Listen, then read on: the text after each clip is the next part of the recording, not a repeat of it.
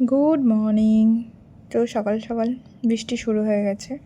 আজকে হচ্ছে শ্রাবণ মাসের শেষ সোমবার, তার মধ্যেই বৃষ্টি। তো সকাল সকাল মা পুজোর জোগাড় করে নিচ্ছে। পুজো করে আমার দায়িত্ব পড়েছে রান্নার।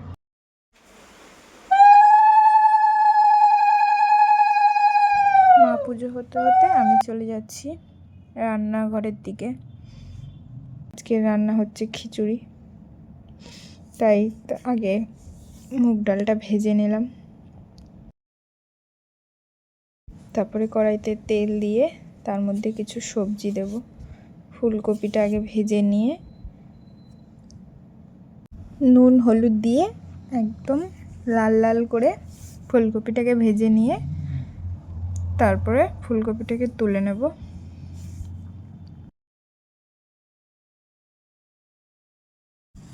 ওই গরম তেলের মধ্যেই গাজর দিয়ে একটু কুমড়ো সব ভালো করে ভেজে নিয়ে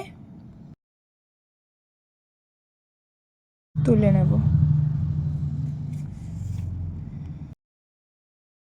আজকের খিচুড়িতে একটু পনির দিয়েছি, তাই পনিরটাকে একদম ছোট ছোট করে কেটে লাল করে ভেজে নিয়েছি।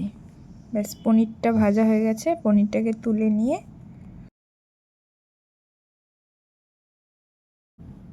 আরও কিছুটা কড়াইতে তেল দিয়ে তেলটা গরম করে তার মধ্যে শুকনো লঙ্কা, তেজপাতা সম্বার দিয়ে দিলাম একটু গোটা জিরে।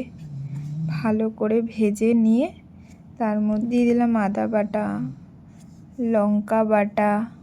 ব্যাস, এটাকে ভালো করে ভেজে নিয়ে যখন একটু তেল ছেড়ে যাবে তার মধ্যে একটু হলুদ গুঁড়ো দিয়ে তারপরে ভেজে রাখা মুগ ডালটা দিয়ে দেবো। দিয়ে ভালো করে ভেজে পরিমাণ মতন জল দিয়ে ঢাকা দিয়ে রাখবো কিছুক্ষণ। পরিমাণ মতন জল দিয়ে দিলাম। ব্যাস, জলটা ফুটে এসছে। এবার তার মধ্যে গোবিন্দভোগ চালটা যেটা ধুয়ে রেখেছিলাম ওটা দিয়ে একটু ফুটে এলে ভাজা সবজিগুলো দিয়ে দেব। ভাজা সবজিগুলো দিয়ে একটু যেই জলটা টেনে যাবে তার মধ্যে একটু ভাজা মশলা দিয়ে ব্যাস নামিয়ে নিলাম। তার সাথে আবার একটু পাঁপড়ও ভেজে নিয়েছিলাম। খিচুড়ি আর পাঁপড় ভাজা। তো তোমাদের কেমন লাগলো বলো। আর তোমরা কে কে খিচুড়ি আর পাঁপড় ভাজা খেতে ভালোবাসো সেটাও বলো। তো আজকের জন্য টাটা, বাই। সবাই ভালো থেকো।